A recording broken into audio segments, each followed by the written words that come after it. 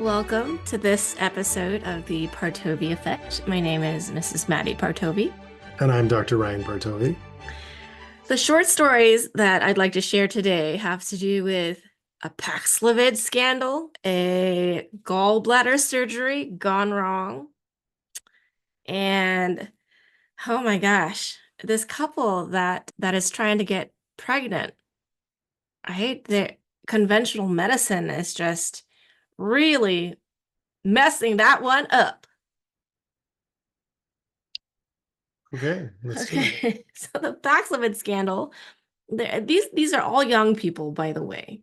She's had COVID for about 30 days. Mhm. Okay. And her doctor is about to give her a second dose of Paxlovid Mm. and a round of antibiotics. And don't do the Paxlovid. I am not a doctor, but I'm sitting right next to one. So I'd like to ask you, beloved, just a quick blurb about Paxlovid, a follow the money honey story. I have a better idea. Let's follow the evidence. All right, so let's go to our favorite website, c19early.org, and take a look at a live meta-analysis of all of the studies on Paxlovid. By the way, for those who are, this is the first time they've seen us talk about c19early.org. So c19early.org is basically a site that does live meta-analysis. And for those who don't know, meta-analysis is like the gold standard in scientific research. It's the idea of taking all the studies, pooling them together, making one big study with all that data, and then saying, okay, now what can we see? And consistently, I love this little graph, right? It's like the lower risk in terms of COVID, and then this is also the treatment cost, so the lowest cost. So the lowest risk per cough, the lowest risk of dying from COVID and also the lowest cost. Ivermectin is always kind of in the top corner here, which I enjoy. But let's look at Paxlovid particularly because I think that is an interesting. I need to do the meta-analysis one. There we go. So the first thing that happened with Paxlovid is that Pfizer denied access for the first several months to any kind of outside entity that wasn't where they weren't funding the study in order to evaluate the medication. And so it took a while to be able to do independent research on Paxlovid. It also has a black box warning now. FDA notes that severe life-threatening and/or fatal adverse reactions due to drug interactions, because there's a ton of those with Paxlovid, have been reported in patients treated with Paxlovid. That's, the FDA. So let's look at the data here. Okay, well, looking at all the studies, 25% reduction in mortality, that looks pretty good. Wait a second here, though. We have a negative 12%, which is a 12% increase in risk of ventilation. I don't like that. Doesn't reduce your risk of ICU admission at all. 38% reduction in hospitalization, not too bad. But if you notice here, 2% improvement in progression, but that result is not statistically significant. It crosses the middle line, so we really can't rely on it. Same with a 5% improvement in recovery, really not very good number there. And you see it crosses the midline. So again, not statistically significant result. 36% reduction in cases, but again, not a statistically significant result. 14% viral clearance. Okay, there's a lot of other agents that are a lot more effective and better at that, I would say.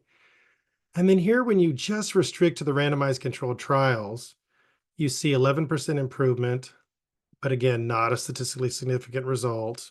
44% reduction in mortality, but again, not a statistically significant result. And look at how far that bar goes over here. It shows you, and for those that are just listening, basically, it's sort of way over into the almost the 1.5 plus favors the control in terms of mortality reduction. So, we're not really that sure that Paxlovid has saved any lives, frankly. Peer reviewed alone, which is the majority of the studies, of course, here, 14% improvement, very modest improvement. Looking at prophylaxis, 67%, but That was only one study that looked at prophylaxis, and the result is like across the entire field. So it's not anywhere near statistical significance. Early treatment, 20% improvement in early treatment. Okay, so not zero. But here's what's interesting. Late treatment, which is, kind of when you get to about the 10-day mark and on, actually we see a negative 2% improvement, which is like a 2% worsening, basically, if you take Paxlovid. So at the point where this patient is coming in and saying, I've had COVID for 30 days, Paxlovid's actually more likely to make her worse than it is any better. And I think it's important to compare Paxlovid to another drug. Oh, let's pick a random one. Oh, maybe ivermectin. And you can see here strongly statistically significant results and strongly positive results favoring ivermectin all down the board. 47% reduction in mortality, 35% reduction in ventilation, 40% reduction in ICU admission, 34% reduction in hospitalization risk, 38% improvement in recovery, 81% reduction in cases, 42% improvement in reduction in time to viral clearance. And if we look at just the randomized controlled trials, 52% improvement, just the peer-reviewed trials, 59% improvement. As a prophylaxis, it's 85% effective by itself, and that's strongly statistically significant. And in terms of the early treatment, 61% improvement from early treatment. Again, that compares to Paxlovid 20%, so over 3 times as effective as Paxlovid for early treatment, and a much more statistically significant result. And then even at late treatment, even at the sort of, more pneumonia stage or the late disease stage, we see even 40% improvement there with also a statistically significant result. So, really no comparison, I would say. And to me, the data speaks for itself. I don't really need to give any, catchphrases or. I wanted you to share the margins. Oh, the margins. Okay. So for those who don't know, Paxlovid, let's see, a course of Paxlovid, I believe, costs around, say, $750. It may be a little more than that. Actually, that is also on that website, which if you go to C19 early, at least it used to be, where is Paxlovid? And they can't see this. So, but yeah, Paxlovid is right there. It doesn't actually say the exact number. So I'm going based on memory, but I want to say that it's somewhere around, I want to say it's like actually maybe even $1,300. Yeah, Yes. because you see it's Yes. here over $1,000. Okay. Uh-huh. So it's $1,300 for a course of treatment, which costs them $13 to produce. So they're making what is that, 1,000% profit? Yeah, that's pretty good. I wish I was making 1,000% profit. No, I don't, because I would never do that because it's criminal. Anyway. Thank you. Yeah. I think follow the evidence is very nice. Yeah. Honey, thank you. Sure. Let's talk about the next story that I have. This couple, they're actually 39, and they're both 39, and he's dealing with his mental health. And so what conventional doctors have prescribed to him are Adderall, Cymbalta, Klonopin. That's a very short list, of other medications that he's on. They had him on Parental, for a long time, which caused him to experience depression. Mm-hmm. And so the couple is constantly dealing with, his mental health. And It sounds like he's already dealing with his mental health, yes. given his medication, and then the Pregnil just kind of made it worse. And the state that he's in, there's Pregnil, for those who don't know, is the chorionic, no, it's the gonadotropin releasing hormone, the synthetic version. So it's the hormone that tells our gonads to make more hormones. So that's going to be ovaries in women, testicles in men. So primarily it's going to help induce production of estrogen and progesterone in women, testosterone in men. says his pituitary gland is not functioning properly. Okay. And that seems likely given the medication, right?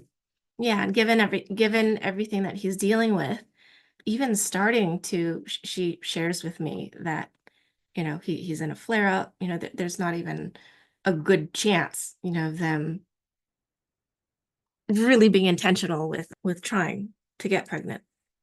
Okay. And time is really of the essence. So what do you have to contribute to that? So you're saying that because he's often at the effect of his mental state, there's no opportunity for, Mhm. you know, And this revolving door of pharmaceutical drugs. sure. Actually, interestingly enough, Cymbalta and other SSRIs actually will cause DNA damage in sperm. So even if he was, producing sperm, which it sounds like he's probably not producing very many, given that he's on the GnRH replacement, the sperm would be, either have low motility or they would be, a lot of them would be damaged and not produce viable, embryos. And yeah, that's just, I mean, being on SSRIs when you're trying to conceive is not optimal for sure. And I try to get male patients off of those. A lot of times the issue is really, it's actually probably a pretty typical picture. I would actually argue that the low testosterone that is coming from the lack of GnRH production is probably also underpinning his depression and anxiety and everything else. And so, yeah, it's a fascinating case. I think that the question is what's going on with the pituitary? Yeah. I think naturopathically, we would want to really get at what's the cause of the pituitary, the hypopituitarism, the low pituitary function. And the first thing I think of is toxicity. It's either going to be most likely, I would say, either some kind of environmental toxin, either from the human side, the man-derived toxins, things like what we call toxicants. That's going to be chlorinated pesticides, solvents, PCBs, phthalates, bisphenol A, organophosphates, heavy metals, our exposure to which, of course, is largely man-derived. I mean, they're natural, but they're everywhere because of us. What else? Also biotoxins, things like mold. For people who are genetically susceptible to biotoxins, especially, they can cause hypopituitarism. So things like mold, dinoflagellates that cause red tide, multiple antibiotic resistant coagulase negative Staphylococcus aureus or MARCoNS, Lyme disease, Borrelia burgdorferi, and its co-infections can absolutely cause hypopituitarism, as well as um, those are the main ones, actually. So I think of biotoxins, I think of toxicants, I think of those as being the primary. I mean, there's also a possibility like head trauma, that can damage the pituitary. Also, radiation can damage the pituitary for sure. If somebody gets a big dose of radiation to the head, that can be a problem. A lot of head CTs and head CTs. Anything else you can think of, or? No, thank you. Thank you for your contribution. I mean, Yeah, like I so we would said, be trying to figure out what is at the source, and then let's take that out and then see if the pituitary can kind of come back and do its job again. And I would say, you know, at least a 50-50 shot there. And then if we can find what's suppressing it and then we can remove that, I mean, I think there's a good chance the pituitary can come back. And if not, the question is, assuming it's not going to come back, then what is it about the GnRH supplementation that's causing, you said depression, right? mhm. And can we deal with that and deal with, what's underlying the depression? And that can be anything from methylation, neurotransmitter imbalance. It can be toxicity, can also have a role in depression. He hasn't been able to sleep either. So Can be that's why thyroid, I want to pin. can be insulin resistance can drive that. Yeah. And insomnia, there's, I think something we don't talk about enough with insomnia, sleep hygiene. I mean, we could do a whole episode on sleep hygiene, but I think that sleep hygiene is a crucial thing there. Cognitive behavioral therapy for insomnia, or CBTI, is really an effective treatment for insomnia for a lot of people. Probably about, I would say, at least half the people with chronic insomnia, that's really what they need, is to go to therapy that is specialized on insomnia. And I think the other half respond really well to more of a biochemical approach. And I think that I don't think there's any problem with dealing with both of those things at the same time. Actually, I would say go ahead and deal with the neuropsychiatric piece, neuropsychological piece, while we're dealing with the neurobiological piece. And I often refer people to a CBTI specialist while I go to work on their biochemistry. Does that make sense? It does. Yeah. Yeah. I feel heat in my belly because I'm just so mad about this. I mean, it's seriously like a legal drug deal. The pharmaceutical rep coming and here's my sort of my panoply of drugs, and Sure. you get this much for prescribing this, and we get this much. It's just terrible. And the people deserve better. And that's one of the things when I was at doing undergraduate research at the Emory Center of Molecular Medicine, that's why I left that, because I was like, I don't want to become part of a system that's basically, where I'm working for essentially an insurance company in order to push drugs onto patients for the pharmaceutical company, my other boss.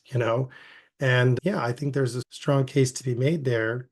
And, I think that one of the challenges with that whole approach when it comes to insomnia is that people think that it's those drugs are helping them sleep. But actually, those drugs, sedative drugs, do not actually create sleep. They don't help the body sleep. They actually sedate the body. And sedation is not the same as naturalistic sleep. A lot of the healing that happens and cleaning of the brain and repairing of tissues, including brain tissues, that happens during sleep does not happen if you're taking some sort of a sedative medication to induce sleep. And so it's a scam on multiple levels. You know what's another scam? This third story. Okay. I mean, I'm wearing my dark side shirt for people that are not watching on YouTube because it's a mood. And I'm wearing my children's health defense, which, I personally feel is the light side. Your mileage may vary. So this is the son of one of our most beloved friends, who's a young adult in college, who's been dealing with gallbladder pain coming from his gallbladder, diagnosed by conventional medicine as hyperkinetic gallbladder. Mm-hmm. And, after he eats a meal, he experiences that pain. Mm-hmm. And he's gone to the doctors, who recommended that he have surgery to remove his gallbladder. Mm-hmm. What do you have to say about that? Don't do it. Here's what I would say. Hold on. Without a gallbladder, his body function is going to completely alter. Yeah. Any rich foods that he consumes, diarrhea. Mm-hmm. Which is gonna make his college life, his dating life, very interesting. Yeah. Yeah, you can offset it to some degree by taking ox bile supplementally for the rest of your life with pretty much every meal. That's what we do, naturopathically with patients who have our post-cholecystectomy. Cholecystectomy is the procedure where they remove the gallbladder. So, we do have offerings and options for people who are in that situation, but people are often railroaded into this kind of a procedure. Should I share the story about the girl that I dated? Yeah. Yeah, okay. I just want to know because I don't necessarily like to talk about, people that I've dated before you. You're the first and only woman I've ever dated, baby. Yeah, That's kind of how I see it. went Yeah, before we I went on a few dates with a girl who had specifically she sought me out specifically because I was a naturopathic doctor and that I would understand her health issues and I'd be empathetic toward her.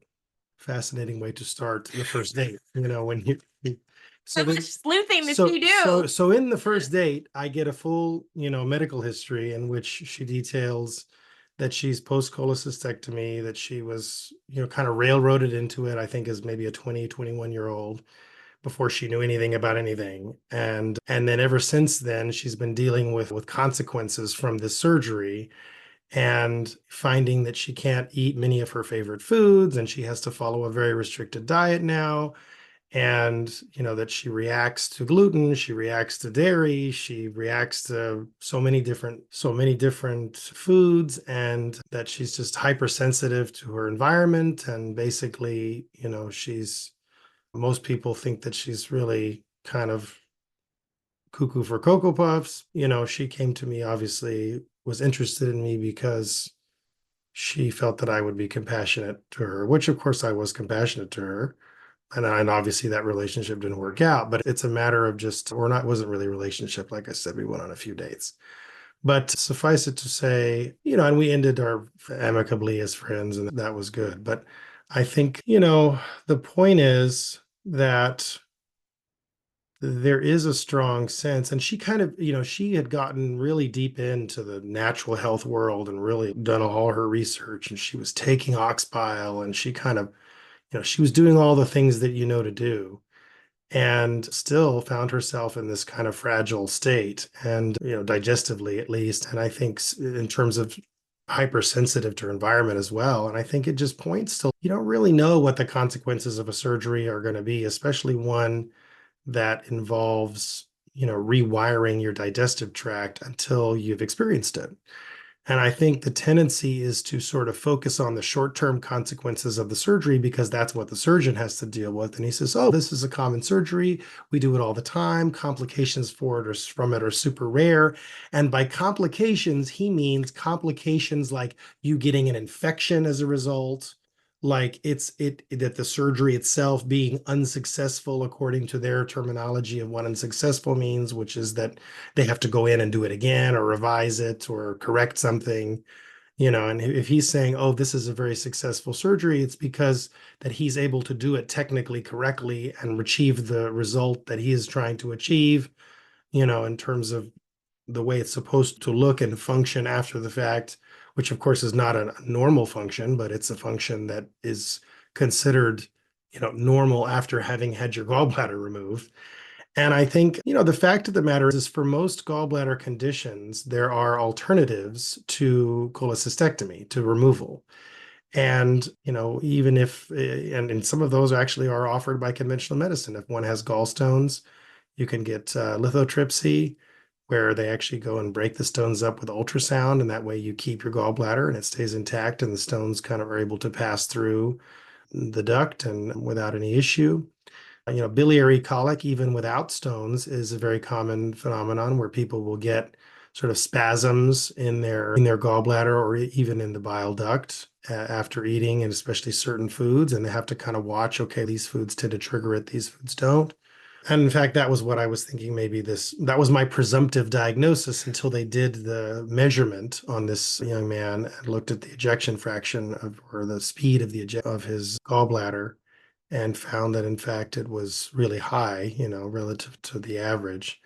And look, I think that's something it's an interesting example. Casey and Kelly Means have been all over social media. They've been on Rogan, they've been on Tucker Carlson and many other site shows talking about the way in which our food supply has become basically poisoned through this interesting process of collusion between our regulatory agencies and the corporations that produce food and food products.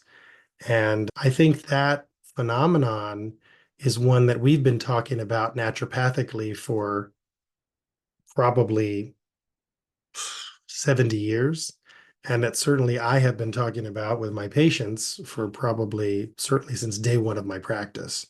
So it's really interesting and kind of cool to see it, now become part of the national conversation. But I think my mind, naturopathically getting at the origin of the cause of the birth of disease. When someone says, oh, I have this rare diagnosis, which I had never heard of hyperkinetic gallbladder disorder because it is quite rare. And, you know, okay, why do you have this rare gallbladder disease? I mean, did God make you with a hyperkinetic gallbladder? Did you evolve to have a hyperkinetic gallbladder? I mean, does that actually make sense? Or does it make more sense that this is a function of modernity?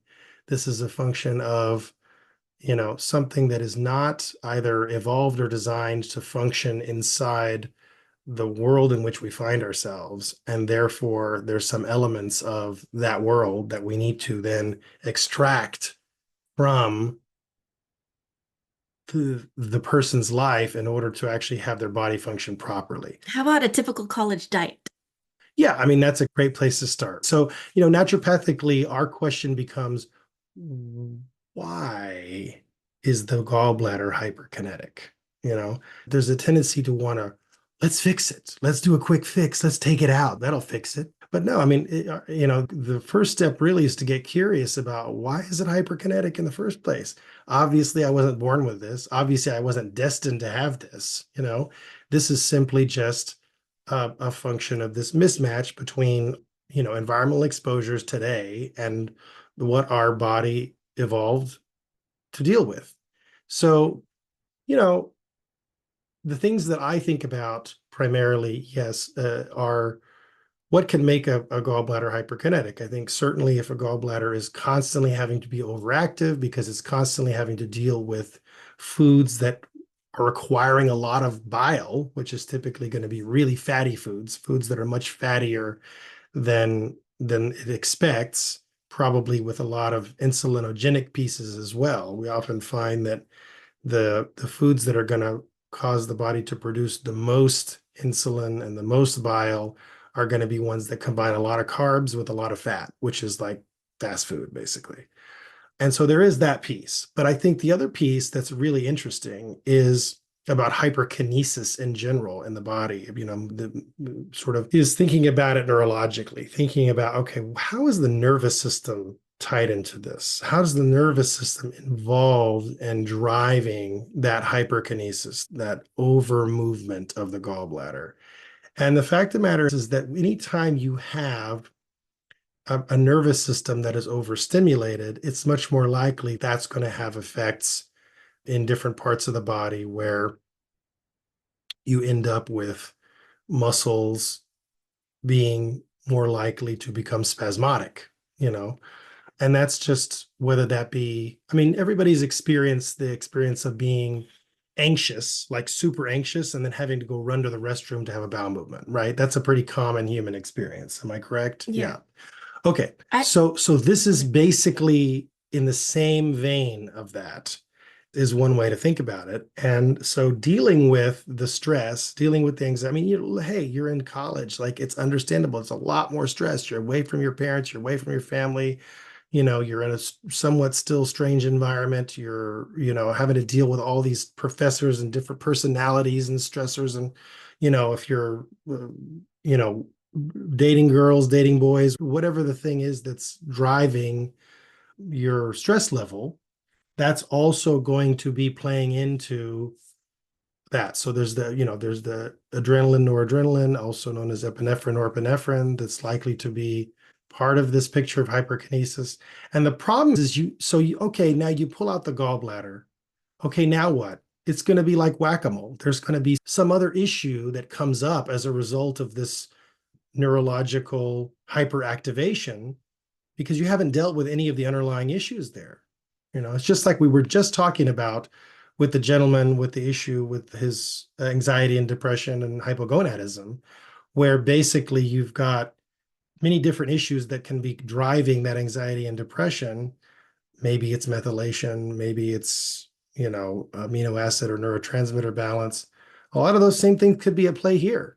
What is it that's driving that hyperkinesis? It could be imbalances in the nervous system. And until you address with those, and again, and those are also fed by the or diet.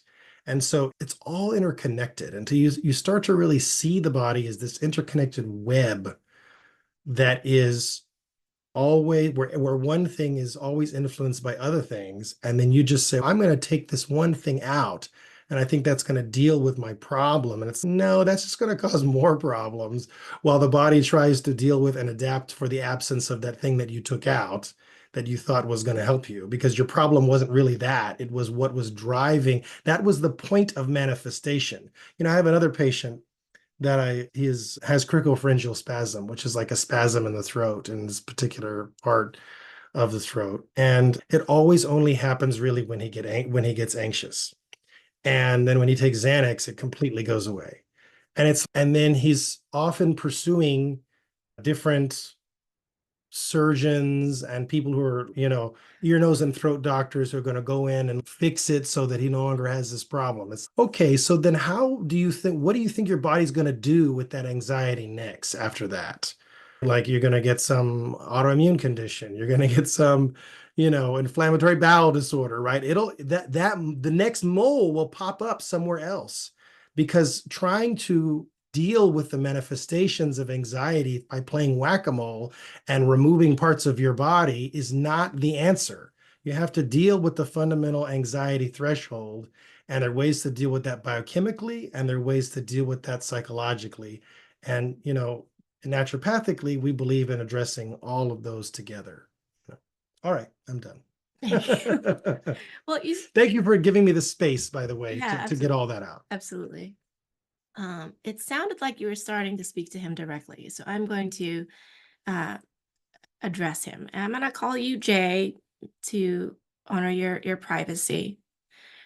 And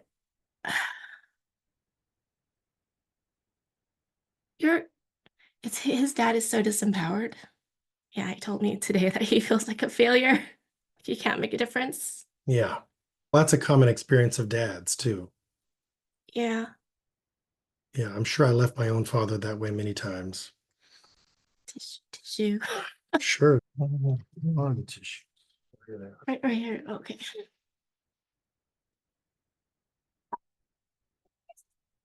And there's nothing fathers want more, by the way, than being able to make a difference in the lives of their children. I mean, my own dad has felt super thwarted by me, I'm sure, over the years. So I'm like not the one to preach on this. I'm like, I get it. You want to live your own life.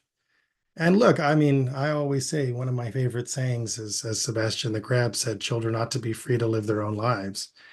And I agree with that, and it's tough, it's tough. I think a lot about what I would do or how I would feel or how I would manage how I would manage in myself, my own children going out in the world as adults, making their own choices for their health, choosing to follow what I would want or not.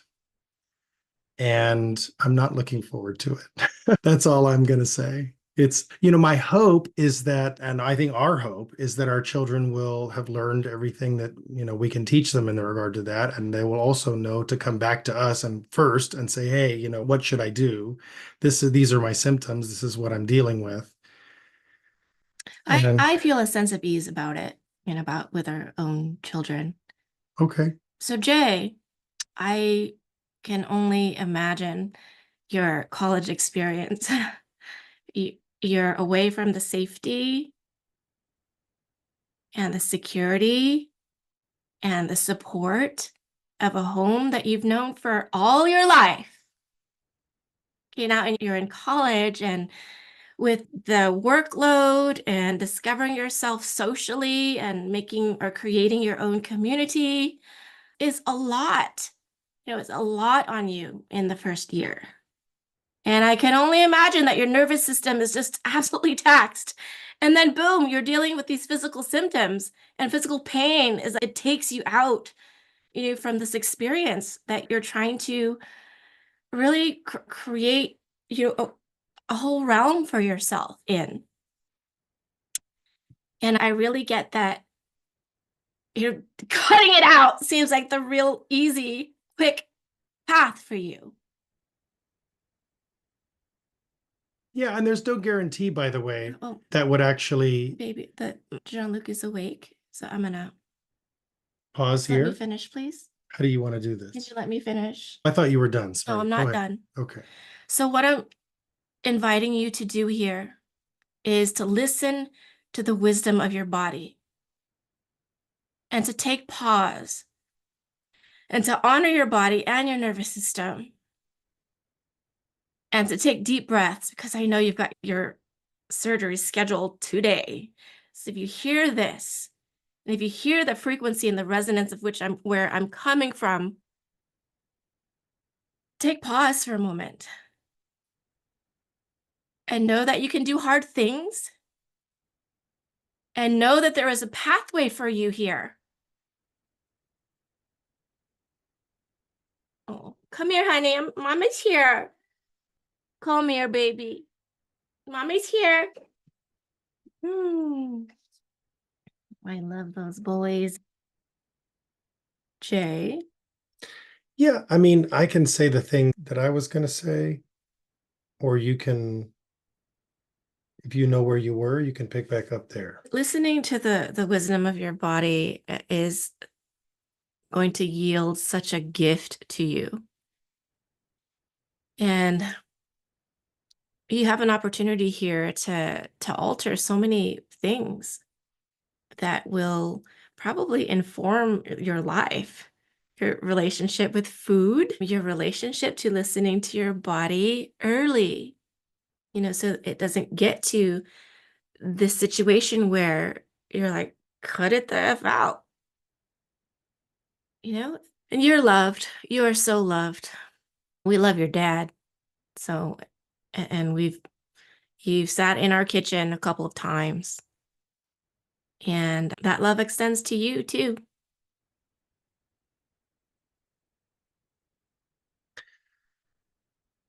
Yeah, I'm actually, instead of what I was going to say before, I'm inspired to be a little more vulnerable and actually share something from when I was 19 years old.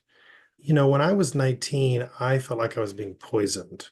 I felt horrible, and I was going to see the health clinic doctor at UT where I was going to school and really not seeing any improvement and couldn't really figure out what was going on. And I had seen the copy of Eat Right for Your Type at like Barnes and Nobles or Borders, whatever the bookstore was then. And I remember picking it up and kind of thumbing through it and being like, blood type diet, that's sounds like quackery to me. There's no way there could be any scientific truth to that. I was previously a biology major, so I thought I knew everything there was to know about biology by that point. So then I put the book down and I just carried on through my life. And ultimately, I ended up seeing a doctor who was more on the integrative holistic side because I kind of exhausted the opportunity for conventional medicine to help me. And I noticed again, Eat Right for Your Type on the bookshelf of that holistic doctor that I was seeing. He was still an MD, but he was a holistic MD. Ron Manzanero. He actually, I think, now practices in Arlington, Texas. But he said to me, "Yeah, last year when I got sick, I read that book, and not only is it scientifically sound, but also when I followed it, it helped me recover from my illness that I was dealing with, and I lost 25 pounds in the process." And he said, I really think you should give it a try. And, for me, it was fits and starts. It didn't come to me naturally. The first time I was like, I just don't know if I can do that. So he said, at least try cutting out gluten. So I went home and resolved, okay, I'm going to try cutting out gluten. And then, I think it was like 3 weeks into avoiding gluten, I was sitting there eating some graham crackers, which of course, I thought we'd learned about graham crackers in school and history class. The guy who started graham crackers, he was milling some special flour. It was graham flour. I thought I remembered, like, they're not made with wheat. So I can have graham crackers. So I'm sitting there, munching on them and I'm looking at the box and I'm like, whole wheat? What the heck?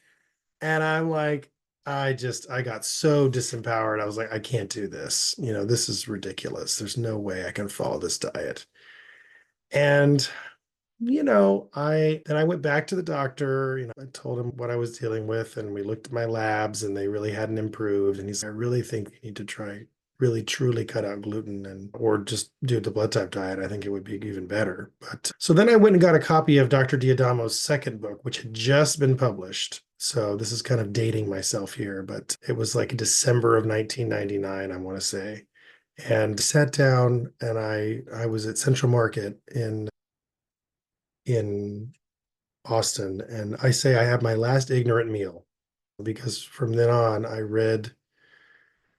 started reading the book. And the nice thing about Live for Your Type, which is Dr. Diodamo's second book, which is it's really written for the medical science types. It's really that's the hard-nosed book, I would say. And I think it appealed to me in a way I could never really get into Eat Right for Your Type. I've since reread, especially the new edition. I really like the new 20th anniversary edition of Eat Right for Your Type. Fantastic. But the original one was, written to the eighth grade reading level, not not my kind of book. But which is so ironic, right? Because I based my entire medical practice on the man's work.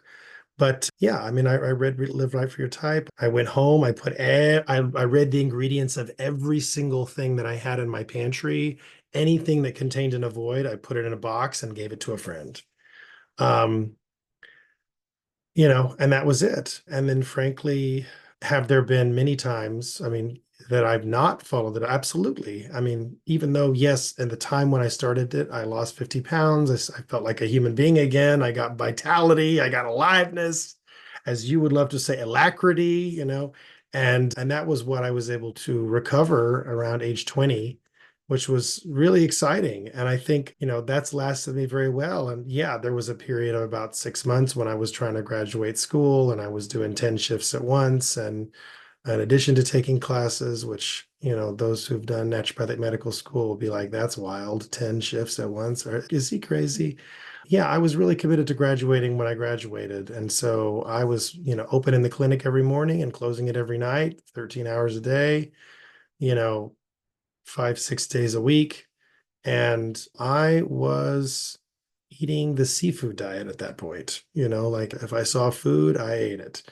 And yeah, did I gain like almost 50 pounds back during that time period? Of course I did. But then when I got in residency, I was like, all right, time to shape up. I can't keep doing this. So, because I knew what my body needed by that time. And it was a journey for sure. And it's okay to have compassion with yourself and to allow yourself to go through that journey and not expect that, and this kind of segues back to what I was going to say earlier, not expect that things are just going to automatically work, even though, regardless of what you expose your body to. And I think that is sort of the false thing that our society teaches us, which is that, oh, everybody's just, most people are just fine no matter what they eat. No, they're not. Most people have chronic disease. I mean, I think it's what, like 70% of people now have chronic disease. 46% of children, minors now have chronic disease. I mean, it's an absurdly, no, 70% have pre-diabetes, diabetes. That's what that number is. That's right. They're overweight or obese. And I mean, chronic disease, I feel like it's like every adult has some kind of chronic disease at this point. I don't know what the statistics are, but it definitely seems that way. I've never done lab work on anybody and not found something to treat. I'll put it that way. So, yeah, I mean, this has just become a fixture of our society. At the same time, we have this social media where people are, so healthy, they get on there, and most of that's just a big cover up. And we've seen that many times where people that have these social media presences that are just like, oh, health and wellness and everything is light and love. And then they come to us and it's, I got this problem and this problem, and I'm on this drug and this drug and this drug. And we're like, "Ah, okay, that's what I thought." Okay. So the thing about it is not to get resigned by that, but to just recognize that by getting into the mill of drugs and surgeries is only going to lead to more issues later on down the line. I wanted to interject right there because I don't want anybody to be left feeling made wrong.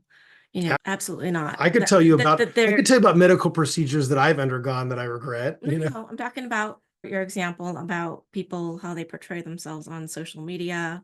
Oh, okay, got it. Yeah, it's kind of like we're outing them. No, I didn't say anybody's name or identifying information. I know. I'm just saying that there is a chasm, that there is an inauthenticity to social media. And that's what I was pointing to. And what you're saying is that there's usually like an underbelly, like everybody's dealing with something, and we get the honor and the privilege of seeing a lot of that.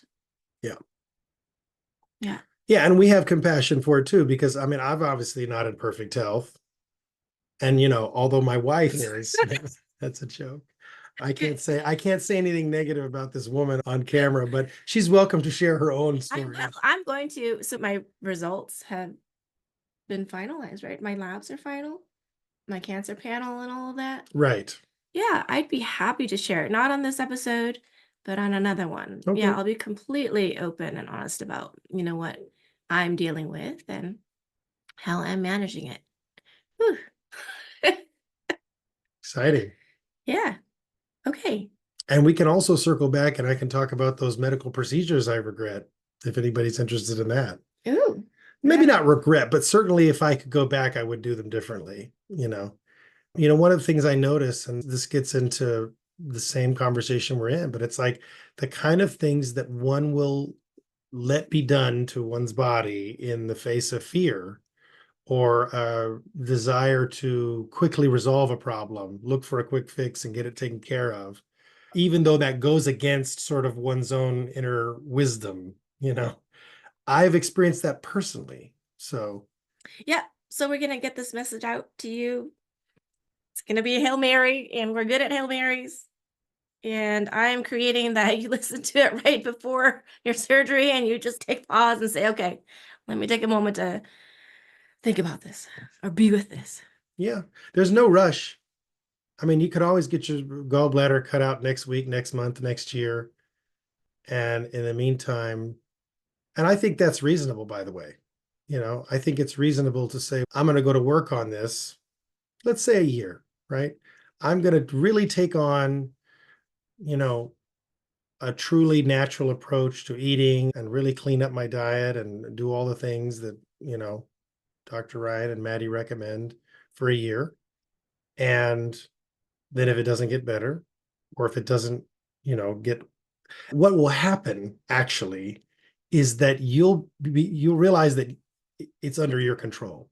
You get to choose whether you're having the pain or not, because you'll start to see how, oh, the pain is worse when I do this, and it goes away when I do that, and it comes back when I do this, and then it goes away when I do that, right? And so you realize that, oh, wait, I actually get to say when I have this pain. And then it's okay, you get to choose it. You get to choose how you want to live the rest of your life, in pain or not. But guess what? If you address the issues that are underlying the pain, then, and you actually address them, from the ground up, then you're setting yourself up for a long, healthy life with minimal chronic disease or health issues. And that's really what we're talking about. It's not just about this issue. This is simply a manifestation of whatever is not working right now in your body as a function of your diet and lifestyle. Beautiful. I was overhearing your meeting with Kim Dash, our nurse practitioner today. You two spent 2 hours discussing a patient case. And That was yesterday, but yeah. Oh, Yeah. are you sure it was yesterday? It was yesterday because we had our wellness plan call this morning, in Oh, which I spent okay. 2.5 hours with our wellness plan Yes, patients okay, yes, okay. dealing with their questions. I just want to remind everybody that I have the Glitch in the Matrix daily disruption card in this Fair Play deck. You'll learn about this the next episode. You spent 2 hours talking about this gentleman and consulting with each other and really just piecing together all the pieces of the master puzzle. And it was so extraordinary and so beautiful. What happens behind the curtain that these people don't see. Mm-hmm. And then Kim went back to him. Can I have another tissue, please? Sure. Kim came back to him. And this is even before the initial lab review, okay? Okay. And invited him, okay, you're going to stop this. You're going to start this. You're going to. And then you know what he came back with? And I read the email. And it was just so beautiful. Like he is starting to become an advocate of his own health and wellness and own it. So he came up with this whole list of things and wanted to consult with us whether he could have them or not. That's great. Yes, I love it. I really just I want to pull the list up because it's just so just it moves me. Yeah, you get moved by it. I got it. Yes, I love your precision of language. But here, okay, she copies me in on it right here. Okay, butter. Can I have butter? Can I have ghee, flour, almond milk, coconut milk, plant-based milk, corn, amaranth cereal? It's just so beautiful. And this is a gentleman that has really come up, been confronted. His wife is signed up on the wellness plan, and he was resisting it for so long.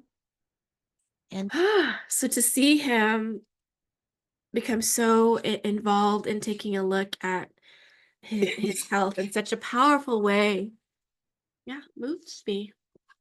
And Yeah. I love you and Kim for what you do. Yeah, we have a lot of fun.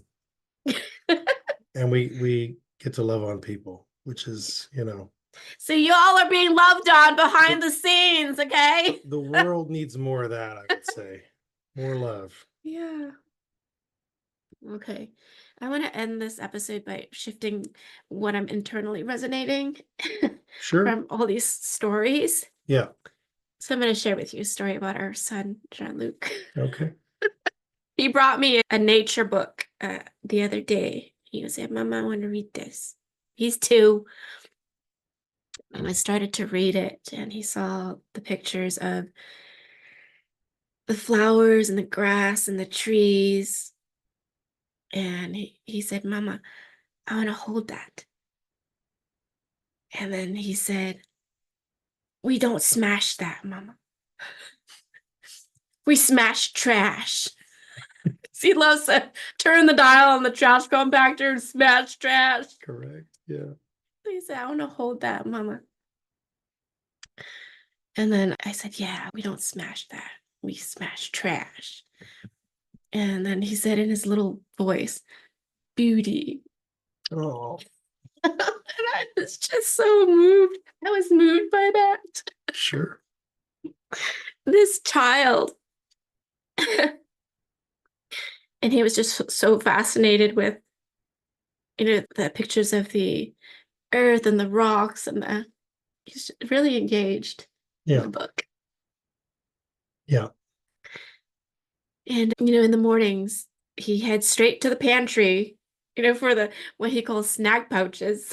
It's organic vegetable and fruit pouches that he loves. And we were in a standoff. What's it called? Like when the old cowboys used to, what's that thing called? Like a standoff, a showdown. Our eyes were locked, okay, because he was like, he knows. I just looked at him and I said, son, you're a typo baby. Let's start with protein and start with your egg and your breakfast meat. And then you can have, the snack pouch. And he continued, his eyes were still locked, holding the snack pouch. And I said, if you do this, you're gonna grow big and tall and strong like daddy. And he just kept glaring. He kept looking at me. His eyes just locked. But Mama, I want to stay small. And then I had this big grin on my face. I broke. And then he said 5 seconds later, Mama's small. Uh, 2-year-olds, cheeky. Oh, my goodness. He was coachable. He ate his egg and his breakfast meat, and then he had the pouch. Hilarious. Yeah, I love being a mom. I love parenting. The boys just woke up and Yeah. they both came in here. And they really just needed to touch in. They didn't really need anything. All right. Yeah. They just missed us, basically. Yeah. Yeah. We're a co-sleeping family. Just gonna out us right now. Oh, yeah. Yeah. Which is controversial and may alienate a lot of people, but I would just say that there's a lot to it, and I'm sure we'll do a whole other episode on that. I almost feel like it's, don't make a final judgment on it one way or the other until you've heard us talk about it extensively. Yes, and until we've had the guests on that time, we'll speak to it. Correct. And it's something that works for us. Yeah, we're not necessarily saying that everybody has to do it. I know there's people who've tried it and it absolutely didn't work for them. But I also think there's ways to go about it that will make it more successful, more likely to be successful, and ways that are not, as likely to be successful. And we'll get into that when we have our do an episode on it, because I really think that, and we may need to do more than one, but I think that, A series. yeah, we could do a series on that. I totally on, co-sleeping and the different ways to do it. And there's not one right way, and absolutely. And I think there's not even one right way for each child. I think each child needs different things at different developmental stages. And, I mean, we'll get into all that. Yeah. I don't want to go there yet, because I know that if I start, we'll be here for another hour. All right. Are there any final thoughts and ideas that you have? Anything that you would like to say to our community?